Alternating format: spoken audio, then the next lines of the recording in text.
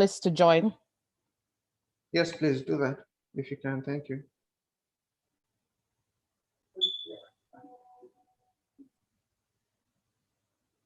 Okay, let me just send them a message.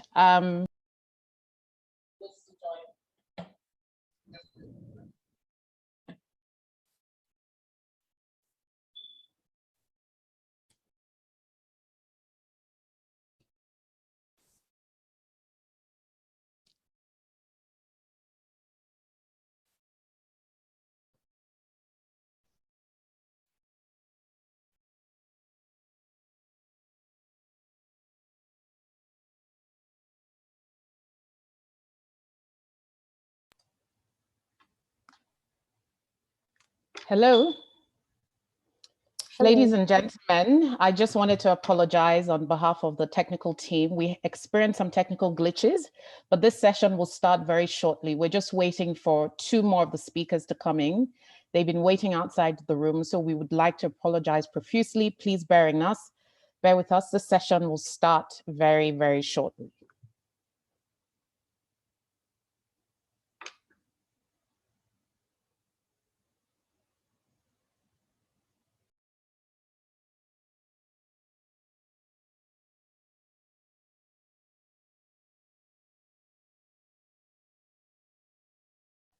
Okay, I see one more of our speakers. Dr. Woebe has just joined. Perhaps if the other speakers can refresh the page, and we'll let in the final person, who I believe is Maureen. Maureen and Faith. Is Faith there? Faith and Maureen are still outstanding on this panel.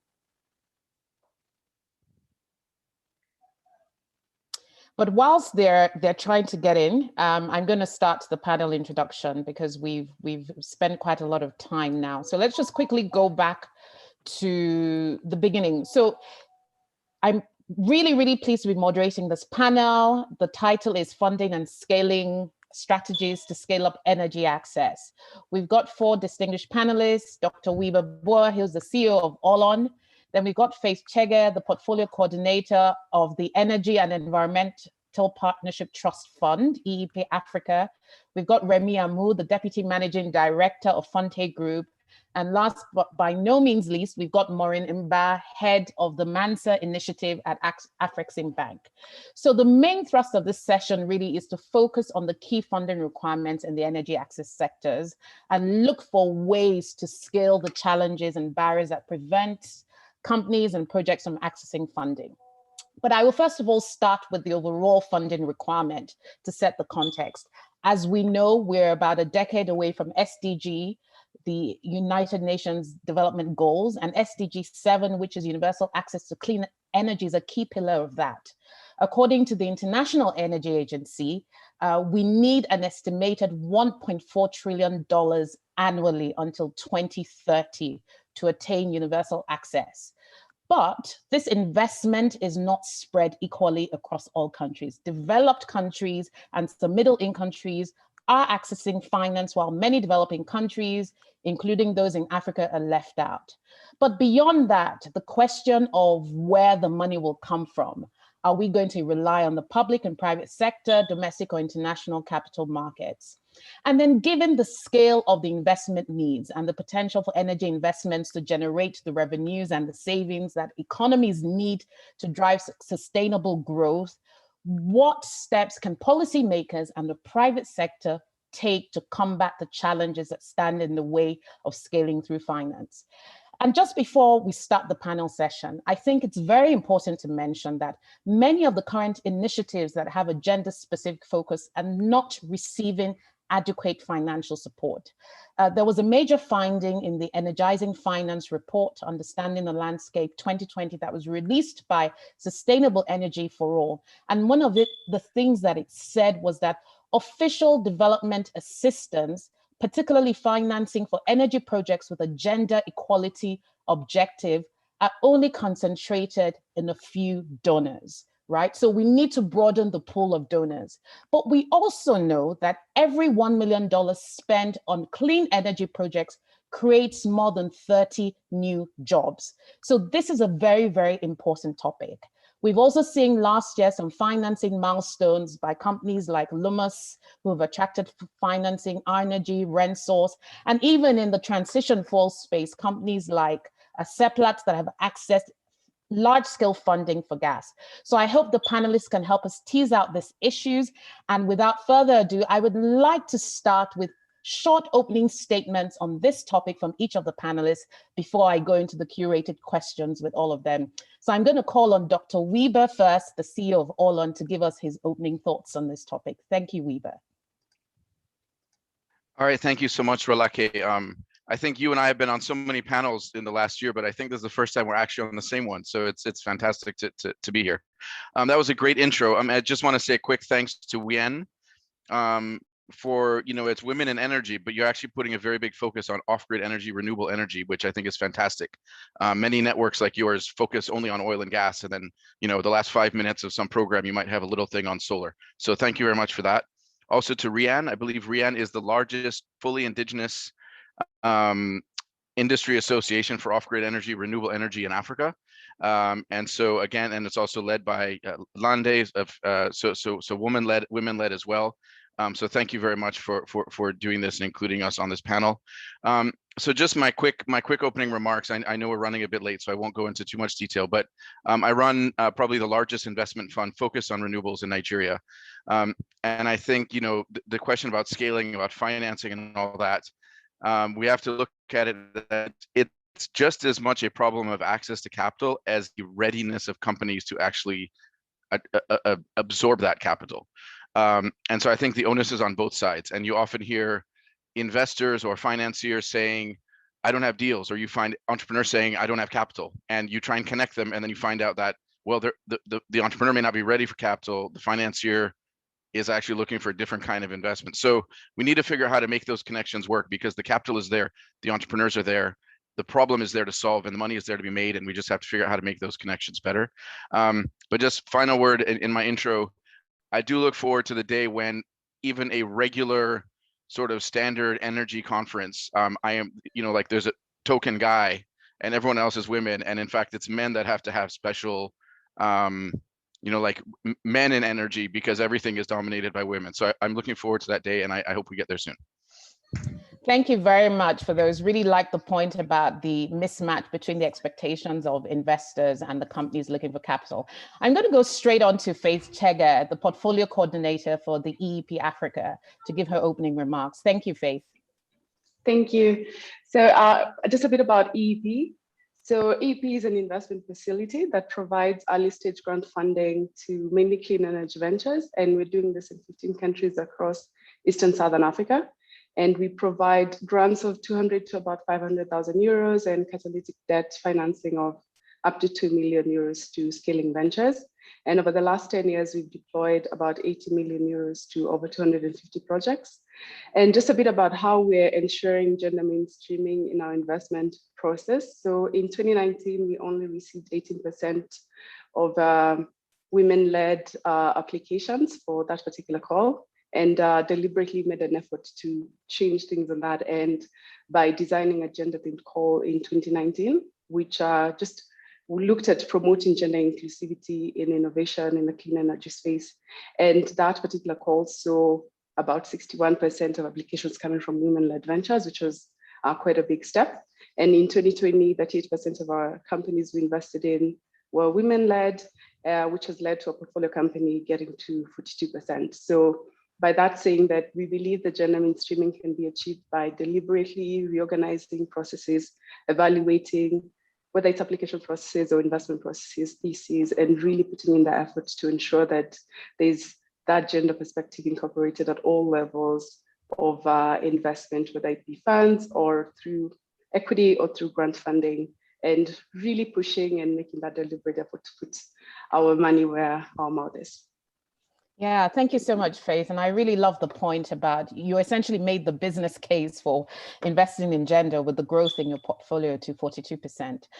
Moving on to a female entrepreneur, Remi Amoo, who is the Deputy Managing Director of Funtay Group. Can you please give us your opening remarks on this topic of funding?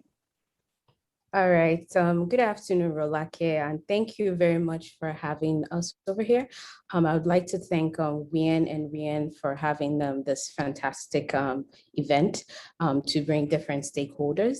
My name is Remi, and I'm the Deputy Managing Director of Funtay Group.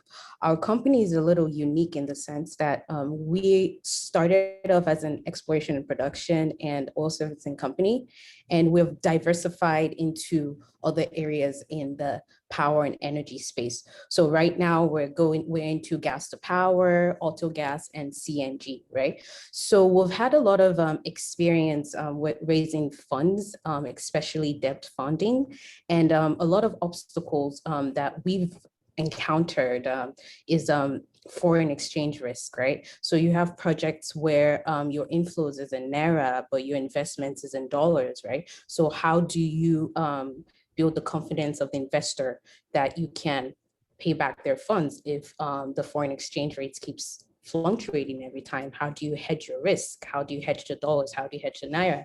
So that's an obstacle we faced. Another obstacle as well is sorry, not another obstacle. Other scaling opportunities that we've had was increasing our customer base from just outside industrial to also residential, right? So a lot of investors like to see larger scale projects, but we saw demand for smaller scale projects. Let's say, for example, customers that need like 100 kilowatts or 150 kilowatts, whereas investors might want like larger scale projects. So if you have a cluster of customers, let's say a cluster of 4 customers that need like 100 or 150, you have that same power requirement as someone that needs like 500 or 600, right? So those are one of the strategies we've used to scale up our business. So I hope to interact with the fellow panelists as well to explain more.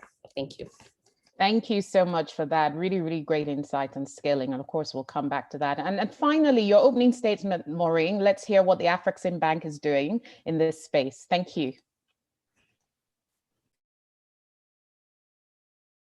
Please unmute your line, Maureen. Maureen, would you kindly unmute? Yeah, thank you, Rolake, and I'm happy to be here to participate in this very unique conversation. My name is Maureen. I was the former Director of Compliance and Governance in Afrexim Bank before I now sort of transited to head a new initiative called the MANSA repository platform. I'm a banker, but more or less on the governance side of things. The African Export-Import Bank is actually a Pan-African multilateral financial developmental institution. So you can see we're wearing many caps. We are not a bank per se, but we are into development. We were established with a mandate to promote, expand, and of course, fund intra and extra African trade, particularly exports from Africa. So I'm happy to be part of this meeting, whereby you see a lot of the interventions dealing with entrepreneurship. We are actually looking at how to make sure that we encourage our entrepreneurs to grow, to expand, and of course, add value to their produce and be able to export. In terms of, I heard one of the Remi talking about forex risk. The bank actually takes care of that. We have put in place different mechanisms that will help us to do that. And one of them is, of course, the Pan-African Payment and Settlement System, where the bank is about to roll out. And if you will take into consideration after we just came into force, you will see that we are looking at how to promote more of intra-African trade, which is the core of our mandate. So we are looking at how do we actually encourage our African entities to trade amongst themselves.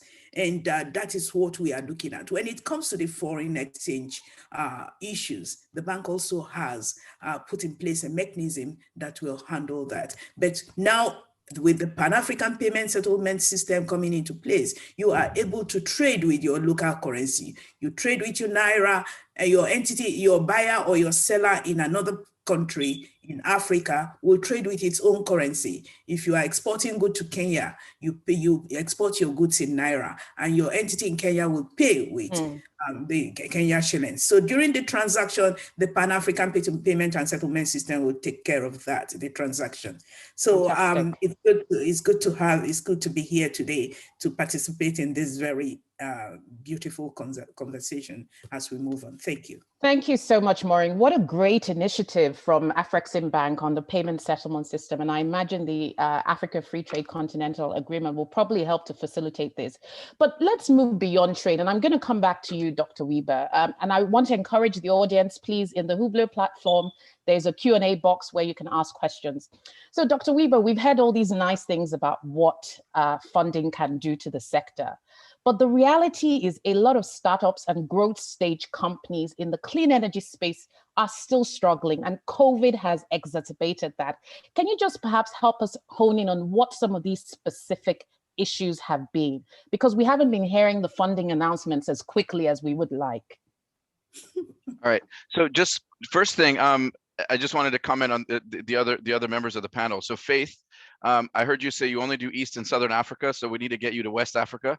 So Rolake will have to connect us afterwards. And then Maureen, we need to figure out how to get that facility that you're working on deeply into the off-grid space, because I don't think we've engaged yet. So we'll have to do that. So look, I think the biggest obstacle, I mean, yes, COVID, I think, has exacerbated the problem, but it's not COVID basically just caused more investors to be even more risk averse than they normally are. So I don't think it's any particularly worse impact on this space than any other sort of early stage or growth companies trying to attract capital at this time. I think COVID has been pretty universal. In fact, one could argue that COVID has actually helped this space, at least in Nigeria, grow to some extent. A lot of customers who were sort of on the fence, then had to move to work from home for a long time, decided, look, I don't want to be running out, turning my gen on and off. I don't want to be opening my gate all the time for diesel deliveries. Let me just go solar. I was thinking about it. Let me do it now. So we have a lot of people who are on the fence who've actually made the move to solar, and I think that actually has helped build the industry. And then also all of the focus on powering healthcare facilities, which became a big focus in COVID. And then now the question in Nigeria about the lack of a cold chain and how badly we need a cold chain for vaccine delivery. Again, an opportunity for solar power. So I actually think if you are entrepreneurial, COVID is actually in this space an opportunity, not necessarily a hindrance. And I think we actually have been hearing quite a few deals. I mean, just last week, in fact, earlier this week, Haven Hill, is the latest. They raised another $4 million from Chapel Hill, local currency debt. So that's a fantastic transaction. So there is a lot still going on, very exciting. But look, in the end of the day, I mean, what are the obstacles? Well, first of all, the commercial banks in Nigeria won't invest in this space hardly at all. And the reason is, one, because they were they were bruised badly during the power privatization and are still very reticent to invest in anything related to power, even though you could argue off-grid renewable energy is a completely different sector from big generation companies, big discos, on-grid energy. A lot of off-grid energy has more characteristics of like a telecoms company or a payments company or a consumer finance company than it really does a power company. However, they're all thrown in the same bucket, and so there's a huge resistance to that because of the assumption of the risk that has the same risk as the Gencos and the Discos have. So that's part of it. I mean, the other is just the reality of this is it's still a pretty early stage small industry, and so a lot of either bankers or traditional investors don't even know about it or don't know that there's a good solid industry growing. And then there's also the awareness issue, right? Where okay, the industry is growing, but it's not growing fast enough because we still have a bit of a cultural hesitation and aversion to solar. And so all of these things are moving, increasing, getting better, but it's still slow and it's still going to take a long time. And the traditional investor isn't going to say, oh yeah, let me go put my money in that new sector that's totally unproven, that very few people believe in, and that one regulatory change could actually wipe it all out in a week.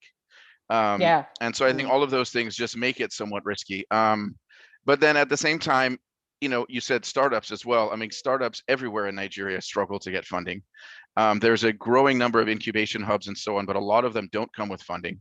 In fact, I think Allon may be the only organization that's actually funding, the only Nigerian investment company anyway, funding early stage and angel stage businesses in the space. And we're doing quite a lot of them every year. I mean, in the ideation stage, we're doing 20, 30 a year. And then in the angel stage, we're doing 15 to 20. And by doing that, we're sort of seeding the industry so that in 2-3 years, others, Chapel Hill, who just Haven Hill and others can now start putting in 3, 4, 5 million into these same companies. So again, it's partly just the overall risk of the power sector, the overall increased risk because of COVID, but then just the reality, it's a new sector and we do sort of have to be patient. Thank you so much, Woebe. And I'm going to come back to ask you towards the end about what proportion of that are women-led enterprises. Okay. Faith, I need to ask you. Now or later? Later. I'll come back later. I'll come back later. So okay. Faith, I need to ask you, DFIs have been funding large-scale projects in gas. We talk about $200 million, $300 million deals. And there's a tendency for the investment market to see alternative energy as a sort of impact or developmental sector, which maybe means they don't see it as commercially viable. Is this approach going to hold water as we go forward, seeing that others are increasingly taking risk on early stage companies, whether they be women-owned businesses? Why aren't we seeing more development finance institutions take entrepreneurial risk on the African continent, and especially given the huge amount of women that are now entering into that space? Yeah, that's a really good question. And I think in East Africa, more than West Africa, we've been seeing a lot of DFIs invest through limited partners, and a lot of the venture capital funds are raising their funding from DFIs. And I believe a part of that approach is, one, to definitely diversify the risk with more VC firms with different mandates and different thesis approaches, trying to, for example, have some VC firms focusing on mini-grid space, which is still not financially proven yet, but doing a lot of work on that end, as well as having other VC funds focusing on the solar home system space that has really grown, especially in East Africa. We've in the last years started seeing as well, at least for IFC, as well as FMO, they've started doing VC themselves, have opened up, set up a VC arm. And I'm really hoping that with that, dipping their toes in the water in-house and the lessons they learned from that, we really begin to see, for example, I still don't understand why the World Bank continues to fund our governments and our with electricity and connection, yet does not do the same for mini grids that need a lot of subsidies for them to be able to connect the people in rural areas last mile to electricity. So hopefully we begin to see the DFIs take some of these lessons that they're learning in-house as they deploy capital themselves, to really be able to change the sector and shape the sector. But that said, as you said, they're deploying the $200 million, which is large ticket sizes.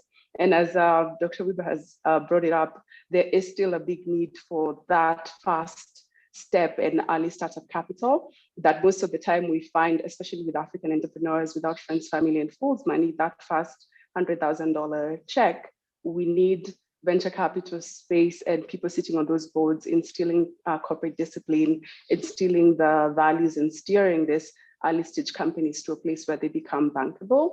And again, impact space is still really young. I believe it's about maybe 10 years, at least in East Africa, and people are beginning to find exits. So hopefully with that, we get to have companies that are able to scale, grow to other different regions of the continent, and to a level where they're able to absorb the larger ticket sizes. I think one other thing that I've seen that's impressive with the DFIs is they're beginning to come up with very creative debt instruments, where, for example, an entrepreneur gets the debt, and these are larger scaling companies, you get debt, but are only supposed to pay it over something like basically long tenure periods, very friendly interest rates, because they can be able to do that, but also an ability for companies that are growing to, for example, only pay when they break even. So I believe the space is changing more in East Africa than it is in West Africa yet, but I hope those effects will begin to cross over to West Africa, and we'll begin to see the DFI space really changing the renewable energy space in the future. Yeah. Thank you. And of course, we're on this notion of energy access, and part of it is really about diversity and inclusivity. So Remi, I have to ask you, as a young female businesswoman or a young woman who is going to raise startup capital or raise money for a project, in the market in the energy space. Are there some specific challenges that you have encountered as a woman in raising funding? And what are some of the obstacles that, you know, we hear about? Collateral, access to collateral, ownership of assets, which they can then leverage. But what are some of the things that you have experienced as a female entrepreneur and professional in raising capital? All right, thank you. Good question. As a female, usually when you approach investors or others, there's this doubt about your technical competence or abilities. So I think as female founders or entrepreneurs, it's vital that you need to understand your numbers and your finances and all that, but it's vital that you understand the technical, you understand the core technical aspects of your business. So for example, in the power business, can you do power audits? Do you know how to calculate peak loads? Do you know how to calculate base loads? Do you understand the pricing mechanisms for different types of customers? So for example, for a power customer, if they need 9 hours of power, if they need 12 hours of power, if they need 24 hours of power, their pricing mechanism is going to be different. So having a very strong technical background or technical expertise helps alleviate investors' issues with you, or gives them more confidence. So, and other things that investors are looking for are strong offtake agreements. Are your customers reliable, right? Can they pay for power? Do they have a good track record? Have you done due diligence on them? So what happens if your customer defaults? Do you have strong bank guarantees for your projects, right? So those are very important things that investors look at from my point of view. And also, do you have strong O&M agreements? Are your EPC contractors, are the equipment, are they made of good quality, right? Do you have to keep replacing your inventors every 3 years or 2 years, or even 6 months? So have you factored that in your cost? So there's a lot of things that go into financing in addition to that as well.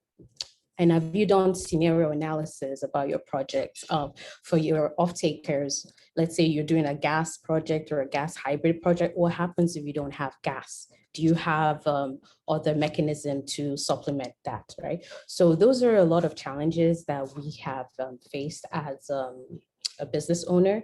And to just pounce on the point of technical background and technical expertise, I feel like that's one of the most important things as a woman founder.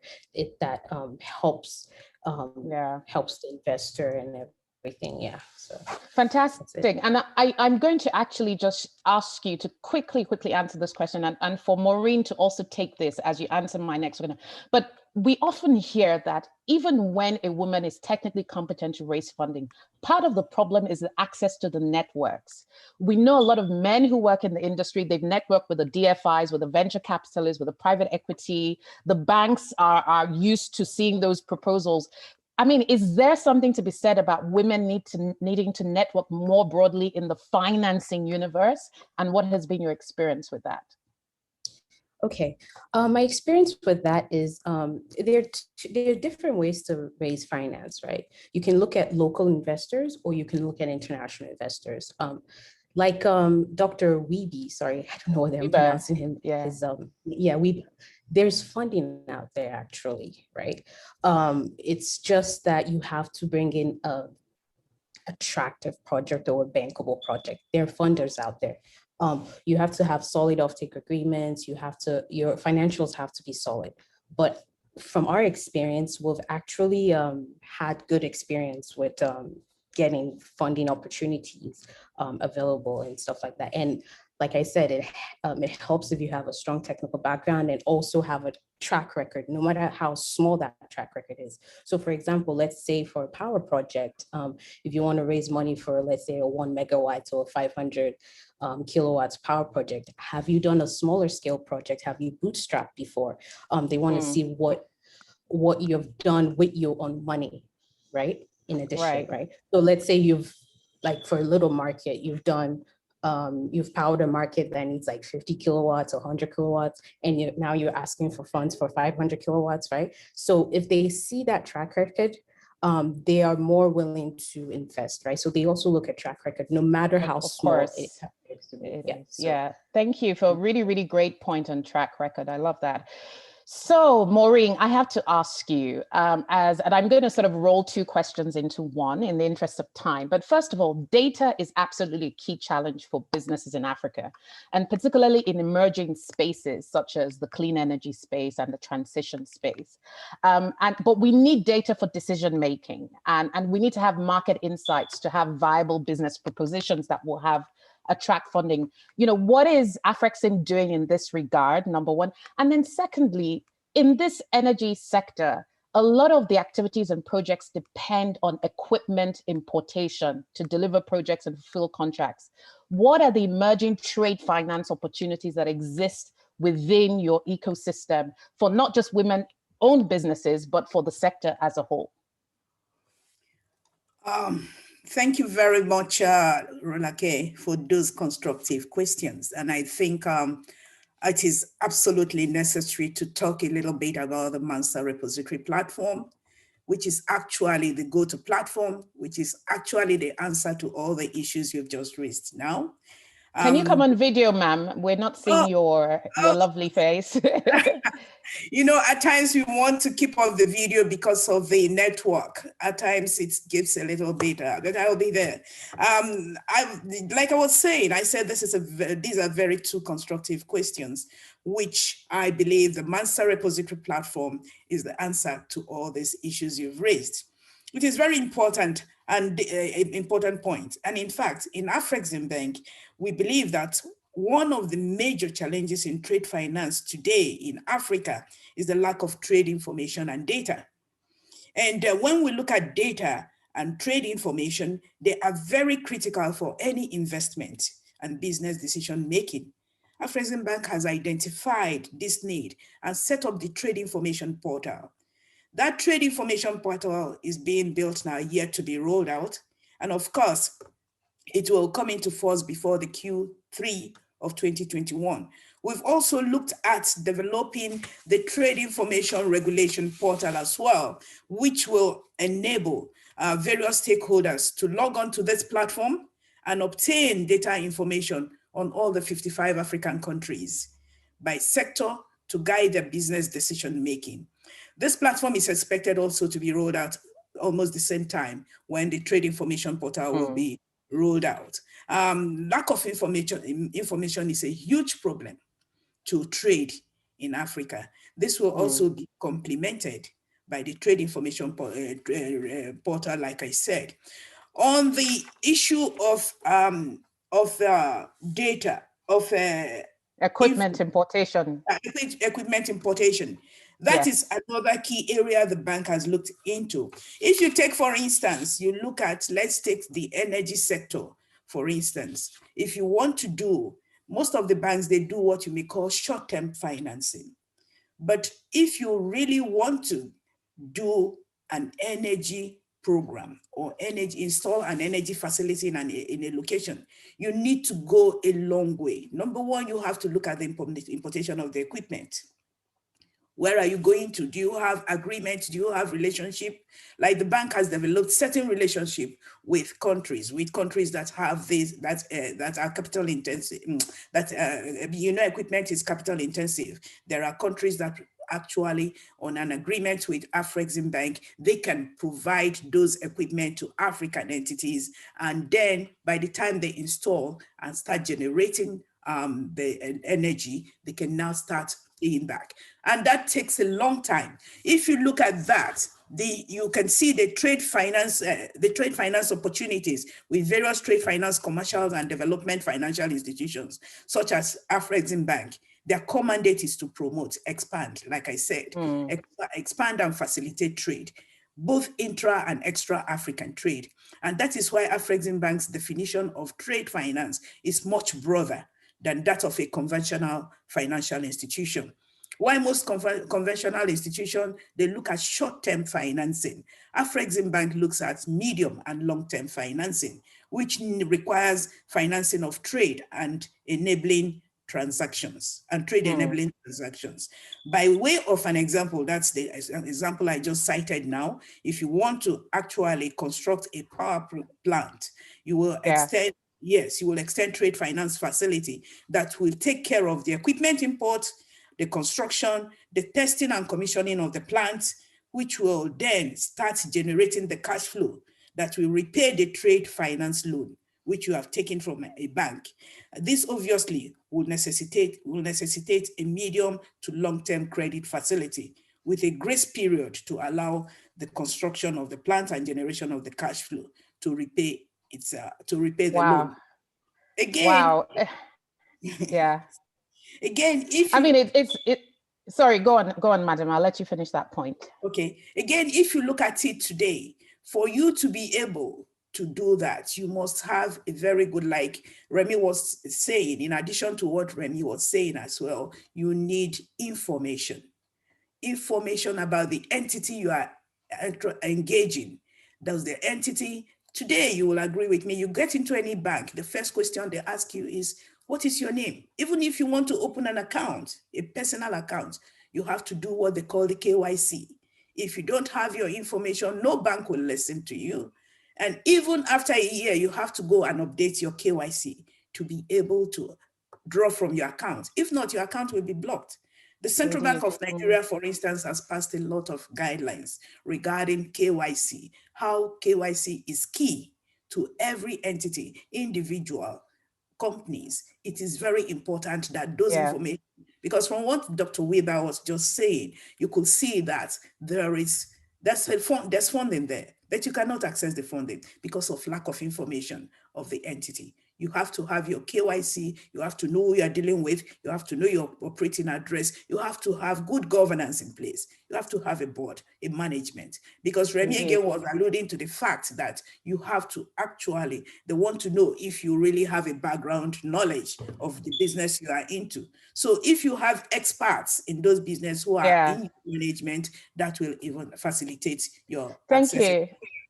Thank you very much, Madam Maureen. I mean, that sounds like music to our ears. I think for the women of the WIN and RIAD network, we're going to be coming to knock on Afrexim doors, and you know, I guess we'll put it to the test. Great initiative.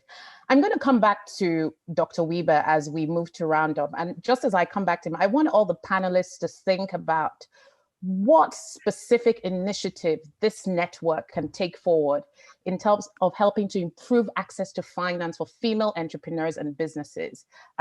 Those would be part of the closing statements. But Dr. Woebe, you know, I want us to tell us how All On is putting its money where its mouth is. You know, you mentioned a slew of businesses in the energy access space that have raised funding. What trends are you specifically seeing with regarding to gender-based financing or gender-based outcomes in terms of those opportunities that are being financed? Okay, yeah. So, you know, again, this is a very nascent sector. So there isn't, to be very honest, there isn't sort of an industry-wide focus on gender necessarily. I think right now, every deal in the off-grid space is a good deal because the capital is so badly needed and the impact is so badly needed. So there isn't necessarily like a gender-wide, I mean, an industry-wide focus on, okay, but we need to, you know, make sure there's, you know, more focus on investing in women and so on. In All On, in particular, and this is not based on any mandate from our board, from our investor, from our investment committee, anything like that.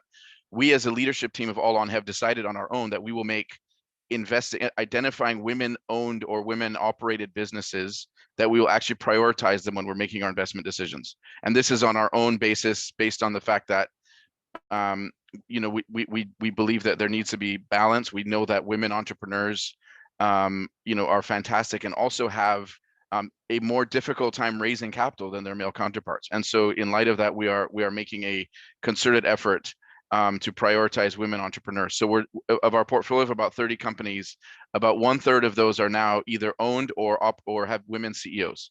So it's not good enough. We need to be above 50%. That's the target. But I am happy to say in the most recent program at the ideation stage that we funded, this is with the Clean Tech Foundation in Abuja, run by Ifemalo. the majority of the companies actually that were selected and went through the process and then were selected for, early stage grant funding from us. Actually, it was the first time we had a program where it was the majority of those who won were women owned and operated companies. So it's a step in the right direction. As an industry, I think we could do more. I mean, Rianne, I think could actually try and drive that. And obviously Olan will be happy to be part of that as well. But at this point, there isn't necessarily a specific gender lens across the industry and for other investors. Thank you so much for that, Woebe. I guess you're on mute. Oh, okay. Yeah. Thank you. I guess the message there is we just need to have bankable projects in any case, but I really appreciate the validation of women-owned enterprises. So Faith, we have about 5 minutes left. I want to come to you to ask something. A lot of women in the WIN network have been taking the energy access and renewable energy space, doing courses, building up their capacity and looking at business opportunities. One of the things that we've discovered is that there is a lot of grant funding available for early stage ventures. Can you just let us know 1 or 2 ways women who are in this space or businesses can be better prepared to attract grant funding and what some of those dynamics may be that we may be overlooking? Very quickly. Yes, true. There is a good amount of grant funding in the space, the renewable energy space. And a few ways to really do this is, the thing with grant funding and like raising equity is that you actually don't get to sit in front of the investor where they can do a lot of translating and a lot of support. So your application really needs to be crisp. And what that means is really putting in the work to translate what it is that you're building into a business model that is easily understood with the right lingo and terminology to, especially a lot of it in the clean energy space, and really getting support out there. I feel like there's more support with either consultants or people who are just helping with applications and just making sure that you really nail it in terms of your financials. You've thought through your customer, you've thought about the savings that you're making for your customer, you've thought about how you're going to grow your business over a certain period of time. So I feel like it really takes time to sit down and really unpack your business. And one tool that I like that has been really helpful is the business model canvas that really gets you thinking about 10 or 11 aspects of your business. And I feel like that's an exercise you can sit down, do with your friends, do with other entrepreneurs peer-to-peer, and that could really help you just unpack every aspect of your business to the best level that you can. And with that, with grant funding, then it's all really based on applications. And also reach out and ask questions. Most of the time, if someone says, I have this list of questions and I'd like to jump on a call, most of the time we will be able to say, yes, fine, we can answer your questions. So ask as many questions, be bold, reach out. But there are a lot of opportunities out there for especially entrepreneurs in clean energy and women entrepreneurs as well. A lot of them now we see that are actually structured towards women. USADF, for example, takes a lot of women.